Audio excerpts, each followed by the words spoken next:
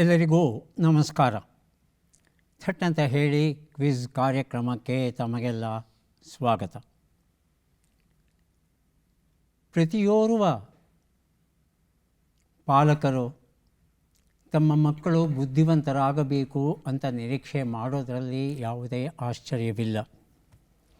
ಆದರೆ ಮಕ್ಕಳ ಬುದ್ಧಿವಂತಿಕೆಯನ್ನು ನಿರ್ಧರಿಸುವ ಅಂಶಗಳು ಯಾವುದು ಅನ್ನೋ ಪ್ರಶ್ನೆಯನ್ನು ಕೇಳಿಕೊಂಡ್ರೆ ಎರಡು ಉತ್ತರ ಸಿಗುತ್ತೆ. ಒಂದು ಆನುವಂಶಿಕತೆ, ಎರಡನೆಯದು ಪರಿಸರ. ಆನುವಂಶಿಕತೆ ಅಪ್ಪ ಅಮ್ಮಂದರನ್ನು ಆಯ್ಕೆ ಮಾಡ್ಕೊಳ್ಳಿಕ್ಕೆ ಸಾಧ್ಯ ಇಲ್ಲ. ಆದರೆ ನಮಗೆ ಬೇಕಾದ ಪರಿಸರವನ್ನು ನಾವು ಸೃಷ್ಟಿ ಮಾಡ್ಕೋಬಹುದು.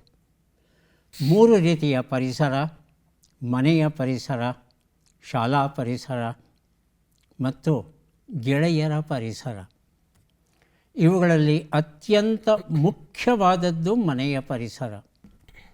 ಎಲ್ ಗುಂಡಪ್ಪನವರು ಹೇಳೋ ಹಾಗೆ, ಜನನಿ ತಾನೇ ಮೊದಲ ಗುರುವು, ಮನೆಯ ತಾನೇ ಮೊದಲ ಪಾಠಶಾಲೆ. ಹಾಗಾಗಿ ಯಾವ ಮಗು ಮನೆಯ ಪಾಠಶಾಲೆಯಲ್ಲಿ ತಾಯಿಯ ಮೂಲಕ ಬದುಕಿನ ಮೂಲಭೂತ ಸತ್ಯಗಳನ್ನು ಕಲಿಯುತ್ತೋ ಆ ಮಗುವಿನ ಸಂಸ್ಕಾರ ಅತ್ಯುತ್ತಮವಾಗಿರುತ್ತೆ. ಆ ಮಗುವಿನ ಸರ್ವತೋಮುಖ ಪ್ರಗತಿಗೆ ಅಗತ್ಯವಾದ ಎಲ್ಲ ಅಂಶಗಳು ಆ ಮಗುವಲ್ಲಿ ಒಡಗೂಡಿರುತ್ತೆ. ಕಾರಣ ತಾಯಿಯಿಂದ. ಭುವನೇಶ್ವರಿ ದೇವಿ, ವಿಶ್ವನಾಥ ದತ್ತ, ನರೇಂದ್ರ ಎನ್ನುವ ಹುಡುಗನ ತಂದೆ ತಾಯಿಯರು. ನರೇಂದ್ರ ಮಹಾತುಂಟ, ಸಿಕ್ಕಾಪಟ್ಟೆ ಪ್ರಶ್ನೆಗಳನ್ನು ಕೇಳೋನು. ಅವರಮ್ಮ ಭುವನೇಶ್ವರಿ ದೇವಿ ತನಗೆ ಗೊತ್ತಿದ್ದಷ್ಟೂ ಉತ್ತರ ಹೇಳೋಳು. ಯಾವುದೇ ಪ್ರಶ್ನೆಯನ್ನು ಆಕೆ ಹೋಗತರಲೆ ಅಂತ ಹೇಳ್ತಿರಲಿಲ್ಲ.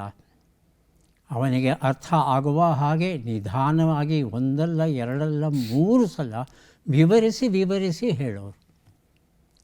ಅವನ ಪ್ರಶ್ನೆಗಳು ಸುತ್ತಮುತ್ತಲ ಪ್ರಕೃತಿಯಿಂದ, ಮನುಷ್ಯರ ವರ್ತನೆಯಿಂದ, ಪ್ರಾಣಿಗಳಿಂದ, ಪಶು ಪಕ್ಷಿಗಳಿಂದ ಅಸಂಖ್ಯ ಪ್ರಶ್ನೆಗಳು.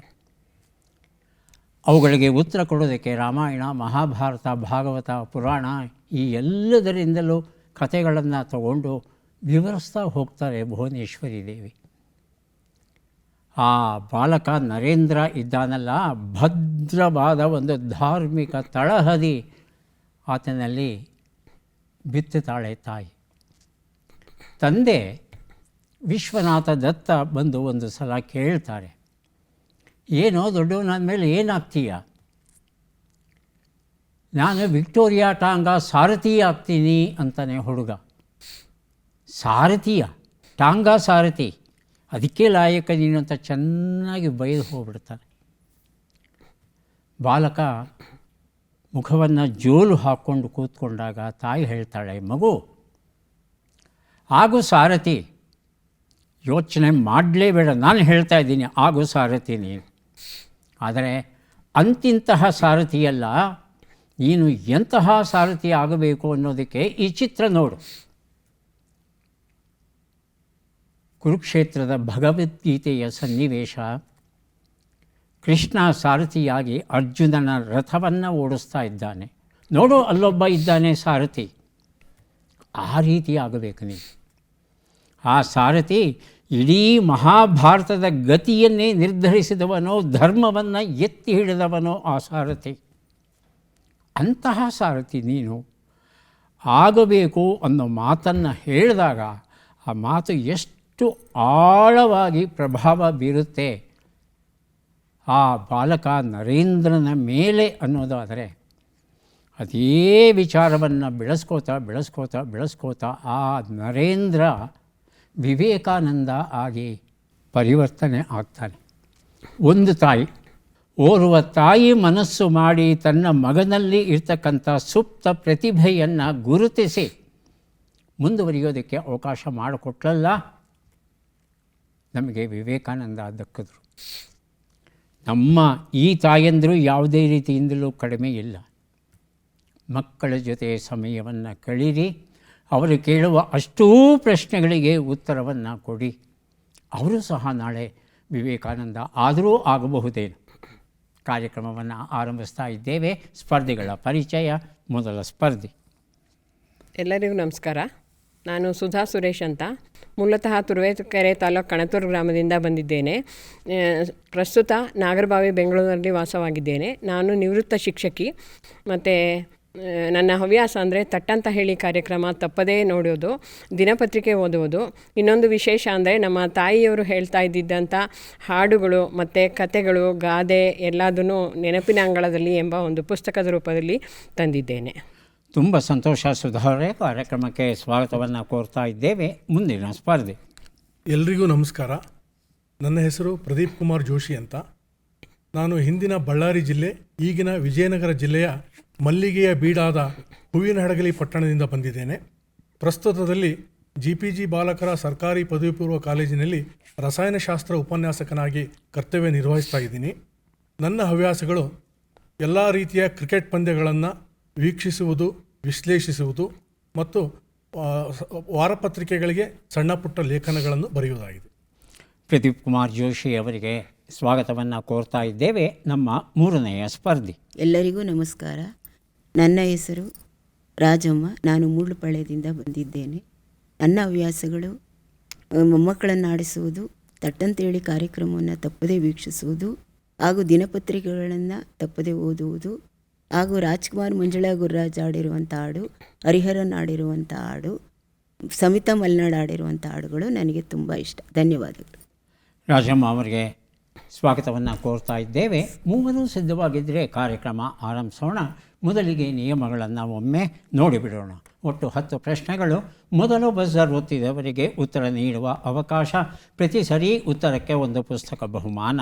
ಆಯ್ಕೆಗಳು ಬರುವ ಮೊದಲೇ ಬಜರ್ ಒತ್ತಿ ಸರಿ ಉತ್ತರ ನೀಡಿದರೆ 2 ಪುಸ್ತಕ ಬಹುಮಾನ. 100 ಅಂಕ ಗಳಿಸಿದವರಿಗೆ ಒಂದು ಪುಸ್ತಕ ವಿಶೇಷ ಬಹುಮಾನ. ನಕಾರಾತ್ಮಕ ತಂತ್ರಗಳಿಗೆ ಅವಕಾಶವಿಲ್ಲ. ಕಾರ್ಯಕ್ರಮದ ಮೊದಲ ಪುಸ್ತಕ, ಮೊದಲ ಪ್ರಶ್ನೆ. ಅಪ್ಸರೆ ಕಥಾ ಸಂಕಲನ, TR ವರದರಾಜನ್ ಬರೆದಿರುವಂಥದ್ದು. ಮೊದಲ ಪ್ರಶ್ನೆ ಈಗ ಬಂತು. ಪ್ರಶ್ನೆಯನ್ನು ನೋಡೋಣ. ಸುಂದರವಾದ ಸಮುದ್ರ ತೀರ, ಗಗನಚುಂಬಿ ಶಿಖರ, ನಿತ್ಯ ಹರಿದ್ವರ್ಣ ಕಾಡು, ಭೋರ್ಗರೆವ ನದಿ, ಅಜೇಯ ಕೋಟೆ, ದೇವಾಲಯಗಳ ಬೀಡು ಯಾವ ಜಿಲ್ಲೆ ಅಂತ ತಿಳ್ಕೋಬೇಕು. ಆಯ್ಕೆಗಳನ್ನು ಕೊಡ್ತಾ ಇದ್ದೆ. ಕೊಡಗು, ಉಡುಪಿ, ಹೇಳಿ ಪ್ರದೀಪ್. ದಕ್ಷಿಣ ಕನ್ನಡ ಜಿಲ್ಲೆ. ದಕ್ಷಿಣ ಕನ್ನಡ ಜಿಲ್ಲೆ. 7ನೇದಾಗಿ ಬಜರುತ್ತಿದ್ದಾರೆ ಸುಧಾ. ಕೊಡಗು. ಕೊಡಗು. ಕೊಡಗು. ಆಯ್ಕೆ 4. ಉತ್ತರ ಕನ್ನಡ ಜಿಲ್ಲೆ. ಉತ್ತರವನ್ನು ನೋಡು. ಕೊಡಗು. ಸರಿಯಾದ ಉತ್ತರ ಉತ್ತರ ಕನ್ನಡ ಜಿಲ್ಲೆ ಆಗಿತ್ತು. ಉತ್ತರ ಕನ್ನಡ ಜಿಲ್ಲೆಯಲ್ಲಿ ಸೊಗಸಾದ ಸಮುದ್ರ ತೀರ ಉಂಟು. ಹಲವು ಬಣ್ಣದ ಮರಳಿನ ಕರಾವಳಿಗಳು ಅಲ್ಲಿ ಸಾಕಷ್ಟು ಇವೆ. ಕಡಲ ತೀರಗಳು. ಕಾಳಿ ನದಿಯಲ್ಲಿ ರ್ಯಾಫ್ಟಿಂಗ್, ರಿವರ್ ರ್ಯಾಫ್ಟಿಂಗ್ ಅದ್ಭುತವಾದ ರೋಮಾಂಚಕ ಅನುಭವವನ್ನು ಕೊಡುವಂಥದ್ದು. ಯಾಣದ ಶಿಖರಗಳು ಇವತ್ತಿಗೂ ಸವಾಲು ಹಾಕುವ ಹಾಗೆ ಇದೆ. ಚೆನ್ನಭೈರಾದೇವಿ ಕಟ್ಟಿದಂಥ ಮಿರ್ಜಾನ ಕೋಟೆ ಇವತ್ತಿಗೂ ಪರಿಪೂರ್ಣ ಸುಸ್ಥಿತಿಯಲ್ಲಿ ಉಂಟು. ಅಣಶಿ ರಾಷ್ಟ್ರೀಯ ಉದ್ಯಾನವನ, ಓಂ ಬೀಚ್, ಕಾರವಾರ ಬೀಚ್, ಗೋಕರ್ಣದ ಮಹಾಬಲೇಶ್ವರ, ಹೀಗೆ ನೀವು ಏನು ಕೇಳ್ತೀರಿ ಆ ಎಲ್ಲವೂ ದೊರೆಯುತ್ತೆ ಉತ್ತರ ಕನ್ನಡ ಜಿಲ್ಲೆಯಲ್ಲಿ. ಜಲಪಾತಗಳ ಸ್ವರ್ಗ ಅಂತ ಕರೀತಾರೆ. ಕನಿಷ್ಠ ಒಂದು 20 ಅದ್ಭುತವಾದ ಜಲಪಾತಗಳನ್ನು ನೋಡಬಹುದು ಉತ್ತರ ಕನ್ನಡ ಜಿಲ್ಲೆ ಒಂದರಲ್ಲಿ. ಈ ಸಂಪತ್ತನ್ನು ನಾವು ಆಸ್ವಾದಿಸಬೇಕು. ಮಂಜಿನ ಬೆಟ್ಟದ ಸಾಹಸಿ ಚಿರತೆ, ಚಕ್ರವರ್ತಿ ಸೂಲಿಬೆಲೆ ಬರೆದಂಥ ಪುಸ್ತಕ ನಮ್ಮ ಪ್ರಶ್ನೆ. ಯಾರ ಉಪಯೋಗಕ್ಕಾಗಿ ನ್ಯಾಷನಲ್ ಇಂಟೆಲಿಜೆನ್ಸ್ ಗ್ರಿಡ್ಡನ್ನು ರೂಪಿಸಲಾಗಿದೆ? ಪ್ರದೀಪ್ ಕುಮಾರ್. ವಿದ್ಯಾರ್ಥಿಗಳಿಗೆ. ಆಯ್ಕೆಗಳನ್ನು ನೋಡೋಣ. ಶಿಕ್ಷಣ ತಜ್ಞರು, ಪೊಲೀಸ್, ವಿಜ್ಞಾನಿಗಳು. ಹೇಳಿಮ್ಮ. 2ನೇದು ಪೊಲೀಸ್, 4ನೇದು ಕಂಪ್ಯೂಟರ್ ತಂತ್ರಜ್ಞರು. ಉತ್ತರವನ್ನು ನೋಡೋಣ. ಪೊಲೀಸ್ ಉತ್ತರ ಸರಿಯಾಗಿದೆ. ಮಂಜಿನ ಬೆಟ್ಟದ ಸಾಹಸಿ ಚಿರತೆ ಈ ಒಂದು ಪುಸ್ತಕವನ್ನು ಕೊಡ್ತಾ ಇದ್ದೇವೆ.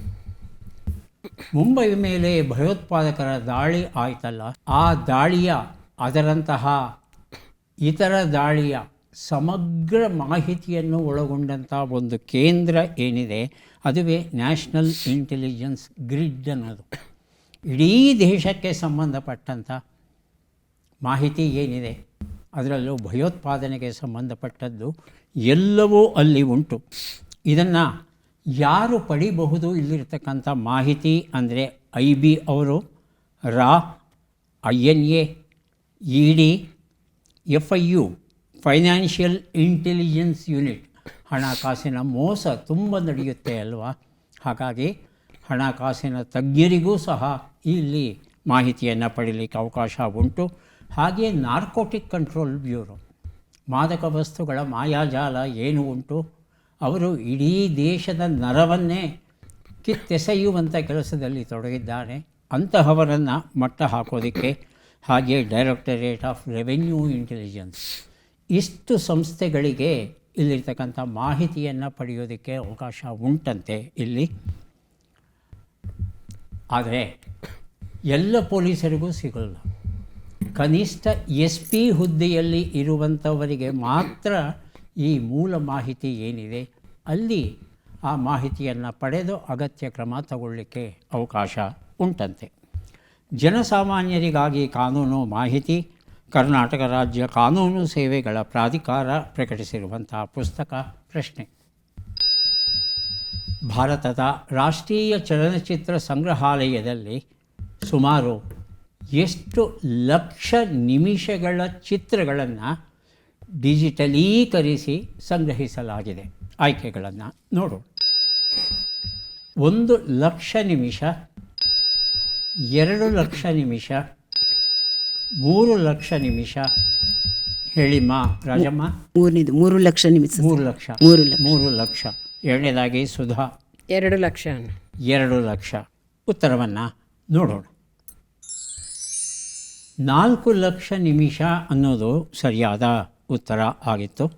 1964ರಲ್ಲಿ ಈ ಕೇಂದ್ರವನ್ನು ಆರಂಭಿಸಿ ಅಲ್ಲಿ ಚಿತ್ರಗಳ ಸಂಗ್ರಹಣೆಗೆ ಶುರು ಮಾಡ್ತಾರೆ. ಈಗ 1469 ಶೀರ್ಷಿಕೆಗಳಿಗೆ ಸಂಬಂಧಪಟ್ಟ ಹಾಗೆ ಒಟ್ಟು 4,30,000 ನಿಮಿಷಗಳಷ್ಟು ಚಿತ್ರಗಳನ್ನು ಡಿಜಿಟಲೀಕರಿಸಿ ಸಂಗ್ರಹ ಮಾಡಿ ಇಟ್ಟಿದ್ದಾರೆ. ಅದು ಕೇಂದ್ರ ಪುಣೆಯಲ್ಲಿದೆ. ಇದರ ಶಾಖೆಗಳು ಬೆಂಗಳೂರು, ಕೋಲ್ಕತ್ತಾ ಮತ್ತು ತಿರುವನಂತಪುರದಲ್ಲಿದೆ.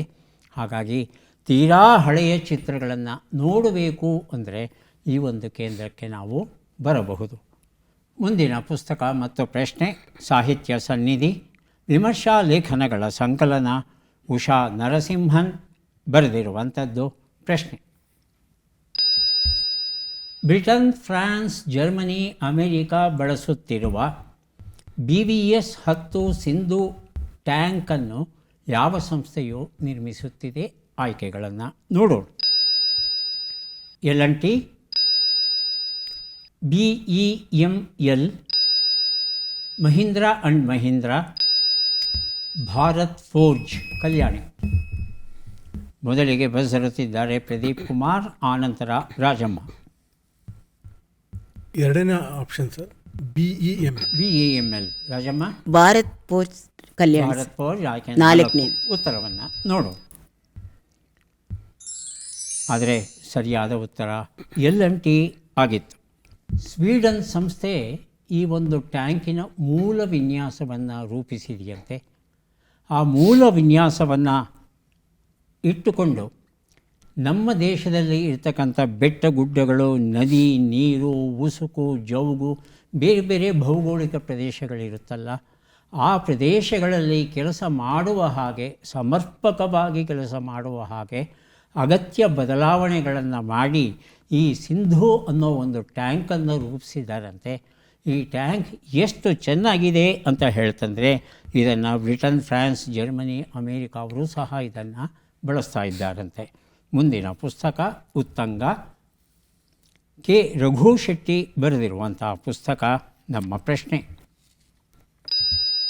ಬಿಟ್ಟಕ್ಷರಗಳನ್ನು ತುಂಬಿ. ನಂ ಗು ನ ಹ ಪು.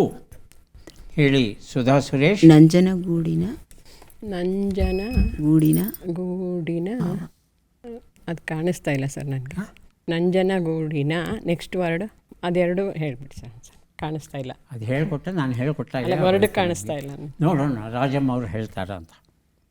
ನಂಜನಗೂಡಿನ ಅವ ತಾವು ಹೇಳ್ತೀರಾ ಪ್ರದೀಪ್ ಕುಮಾರ್? ಹೇಳ್ತೀನಿ ಸರ್. ಹಾಂ ಹೇಳಿ. ನಂಜನಗೂಡಿನ ಹಲ್ಲು ಪುಡಿ. ನಂಜನಗೂಡಿನ ಹಲ್ಲು ಪುಡಿ. ಉತ್ತರವನ್ನು ನೋಡೋಣ. ನಂಜನಗೂಡಿನ ಹಲ್ಲು ಪುಡಿ. ಕರೆಕ್ಟ್. ಯಾಕಂದರೆ ಆಯ್ಕೆಗಳು ಇಲ್ಲದೇ ಇರುವಾಗ ಮೂರನೇವರೆಗೂ ಅವಕಾಶ ಇರುತ್ತೆ. ಸರಿಯಾಗಿ ಉತ್ತರವನ್ನು ಕೊಟ್ಟಿದ್ದಾರೆ. ಈ ಒಂದು ಪುಸ್ತಕವನ್ನು ಕೊಡ್ತಾ ಇದ್ದೇನೆ ಪ್ರದೀಪ್ ಕುಮಾರ್ ಜೋಶಿ ಅವರಿಗೆ. ಚುಟುಕಾಮೃತ ಕಿರಣ್ ಕುಮಾರ್ ಬಿ ಅವರು ಬರೆದಂಥ ಪುಸ್ತಕ ಇದು. ನಮ್ಮ ಪ್ರಶ್ನೆಯನ್ನು ನೋಡೋಣ. ಈ ಕೆಳಗಿನ ಲೆಕ್ಕಗಳನ್ನು ಪೂರ್ಣಗೊಳಿಸಿ ಉತ್ತರಗಳನ್ನೆಲ್ಲ ಕೂಡಿ ಅಂತಿಮ ಉತ್ತರವನ್ನು ನೀಡಿ. ಲೆಕ್ಕಗಳು: 45 ಕೂಡು 90, 88 ಕಳೆ 48, 28 ಗುಣಿಸು 9, 225 ಭಾಗಿಸು 5.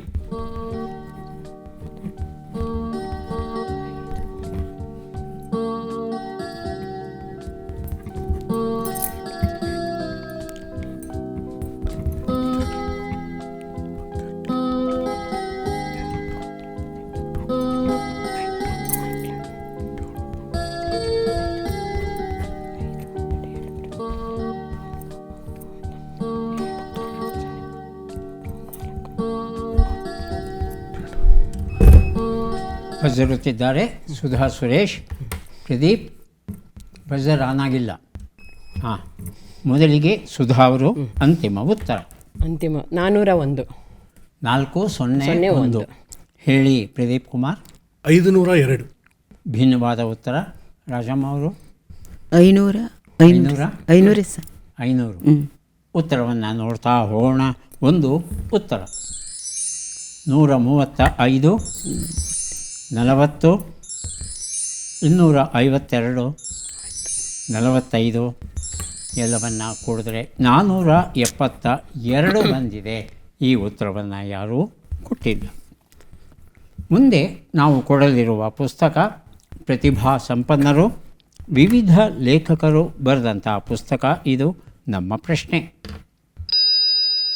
ಈ ಪದ್ಮ ಪುರಸ್ಕೃತರನ್ನು ಗುರುತಿಸಿ. ಚಿತ್ರವನ್ನು ನೋಡೋಣ.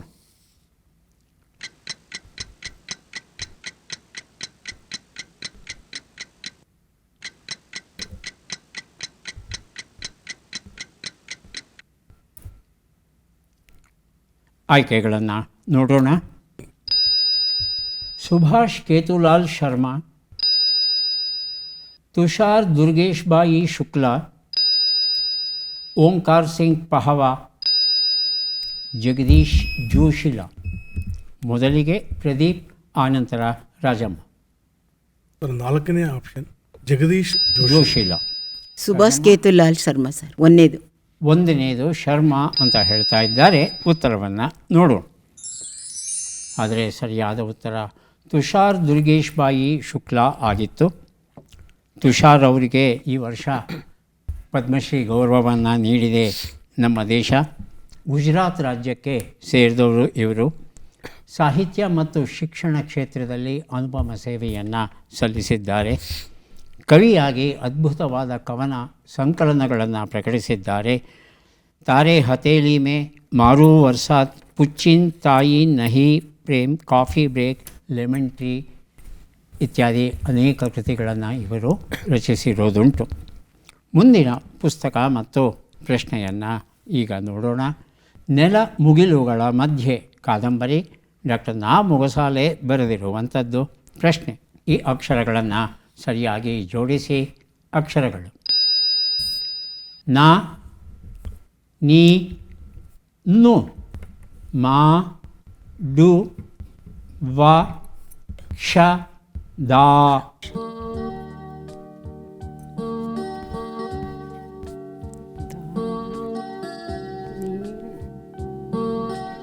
ನೀನು ಮಾಡುವ ದಾನ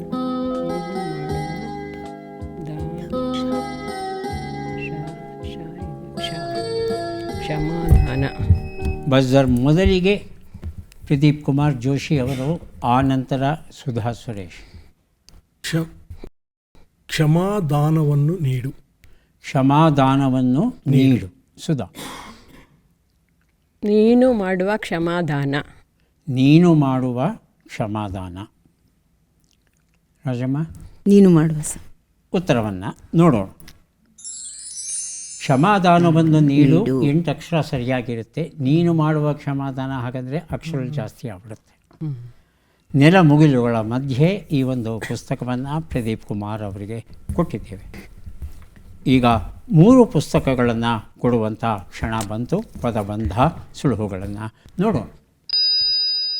ನಿರ್ದಾಕ್ಷಿಣ್ಯವಾಗಿ, ಸ್ಪಷ್ಟವಾಗಿ, ಬಂಡವಾಳವಿಲ್ಲದೆ ಕೊಚ್ಚಿಕೊಳ್ಳುವುದು ಗಡಿಯಲ್ಲಿರುವ ಮಡಿಕೆ.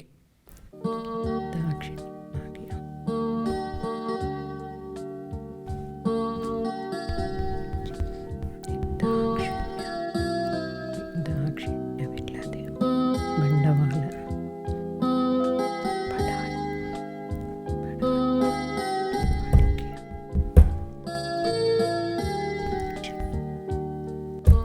ಹೇಳಿ ಪ್ರದೀಪ್.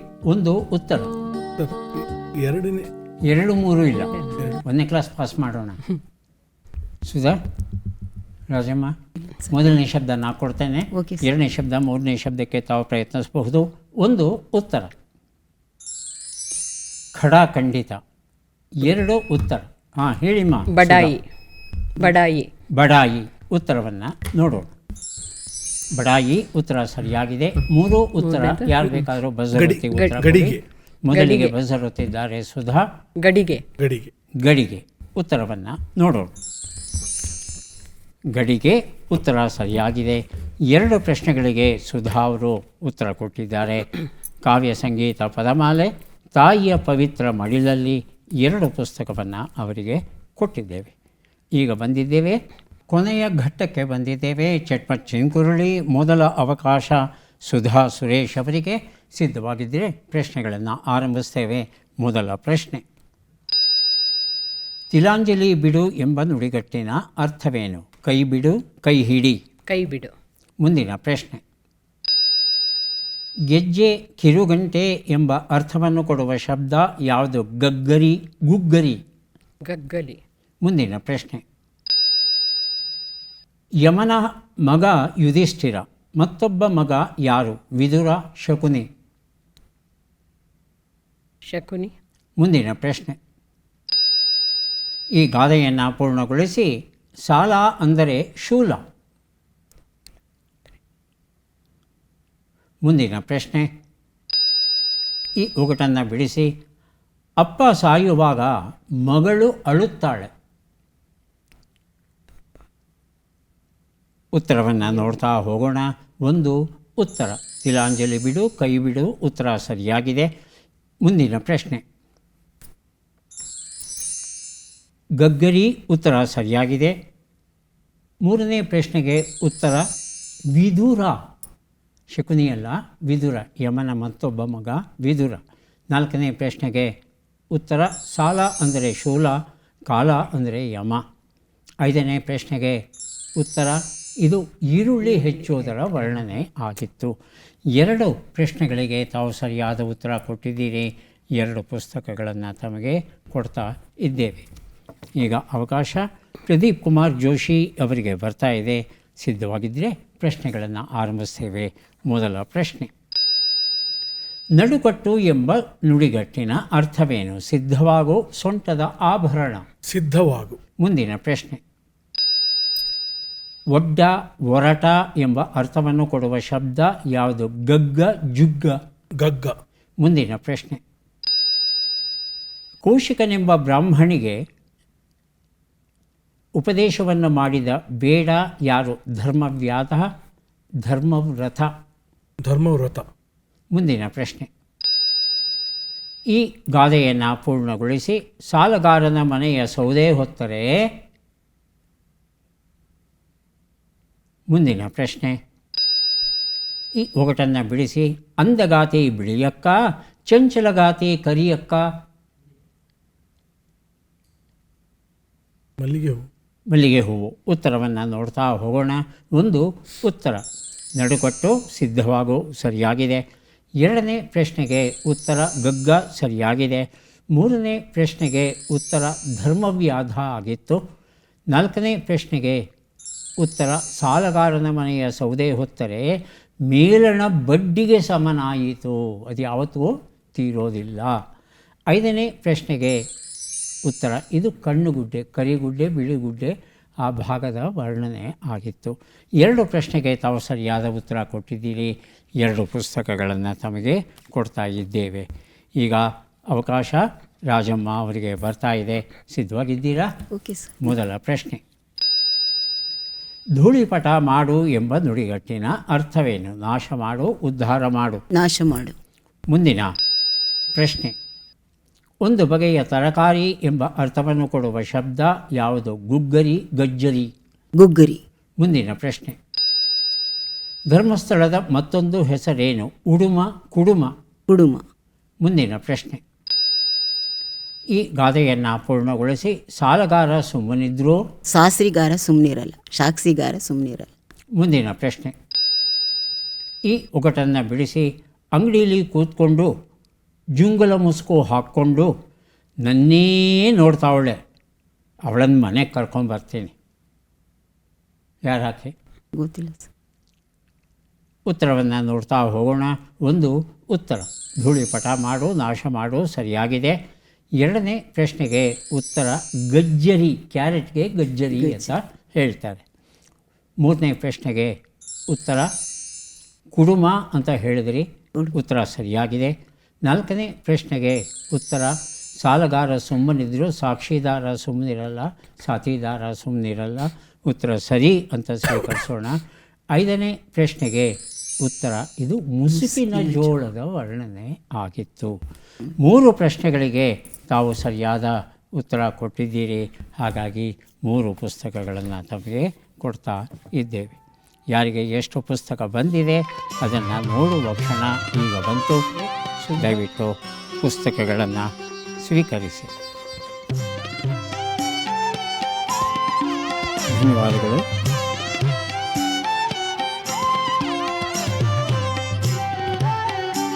ಪ್ರದೀಪ್ ಅವರಿಗೆ 4 ಪುಸ್ತಕಗಳನ್ನು ಕೊಡ್ತಾ ಇದ್ದೇವೆ. ಸ್ವೀಕರಿಸಿ. ಅಭಿನಂದನೆಗಳು.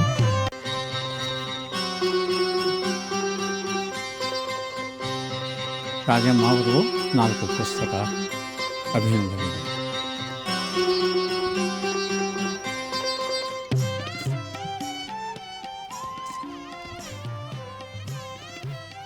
ಖಗೋಳ ವಿಜ್ಞಾನಿಗಳಿಗೆ ತುಂಬ ಖುಷಿ ಕೊಡುವಂಥ ದಿನಗಳು ಯಾವುದಪ್ಪ ಅಂದರೆ, ಇಡೀ ವರ್ಷದಲ್ಲಿ ಡಿಸೆಂಬರ್ 20, 21, 22. ಯಾಕಂದರೆ ಈ 3 ದಿನಗಳಲ್ಲಿ ಎಲ್ಲ ಕಡೆ ಕತ್ತಲು. ಹಾಗಾಗಿ ಆಕಾಶದಲ್ಲಿ ಇರ್ತಕ್ಕಂಥ ಪ್ರತಿಯೊಂದು ನಕ್ಷತ್ರಗಳನ್ನು, ಗ್ರಹಗಳನ್ನು, ತಾರೆಗಳನ್ನು, ಧೂಮಕೇತುಗಳನ್ನು ಏನು ಬೇಕು ಎಲ್ಲವನ್ನೂ ಅಧ್ಯಯನ ಮಾಡಲಿಕ್ಕೆ ಪ್ರಶಸ್ತವಾದ ಕಾಲ ಅಂತೆ. ಈ ದಿನಗಳಲ್ಲಿ ಸಾಮಾನ್ಯವಾಗಿ ಅವರು ನಿದ್ರೇನೇ ಮಾಡಲ್ಲ. ಮತ್ತೆ ಭೇಟಿಯಾಗೋಣ. ನಮಸ್ಕಾರ.